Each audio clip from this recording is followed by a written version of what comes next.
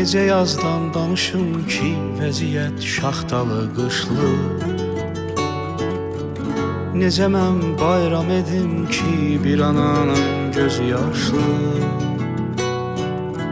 Bir şəhid vermiş ananın ürəyin heç nə ovutmaz. Onları heç kim unutmaz. Sigaret birbirinin ardına qəndən calanarmış. Atanın qəlbi yanan ateşe parmaqda yanarmış. Bu yanan qəlbinə bir söz, nə də bir cümlə soyutmaz. Onları heç kim unutmaz. Onları heç kim unutmaz. Bu dərdi yazan sanmaq mı olar? Odsuz bu qədər yanmaq mı olar? Siz can verdiniz, bizlər yaşayaq. Heç haqqınızı danmaq mı olar? Bu dərdi yazan sanmaq mı olar? Odsuz bu qədər yanmaq mı olar?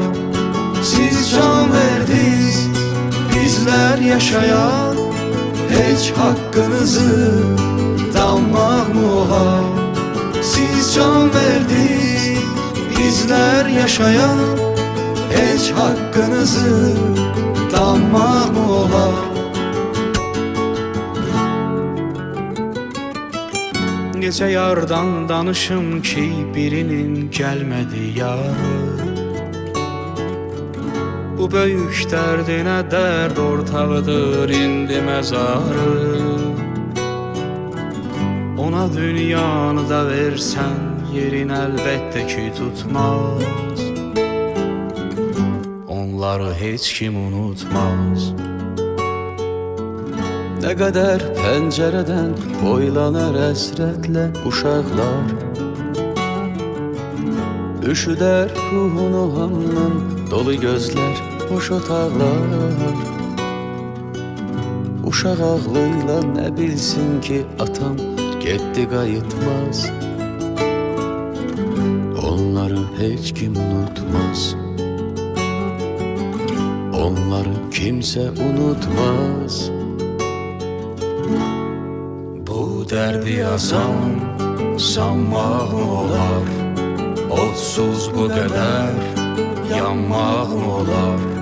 Siz can verdiniz, bizlər yaşayaq, heç haqqınızı danmaq mı olar? Bu dərdi yazan sanmaq mı olar? Odsuz bu qədər yanmaq mı olar? Siz can verdiniz, bizlər yaşayaq, heç haqqınızı danmaq mı olar?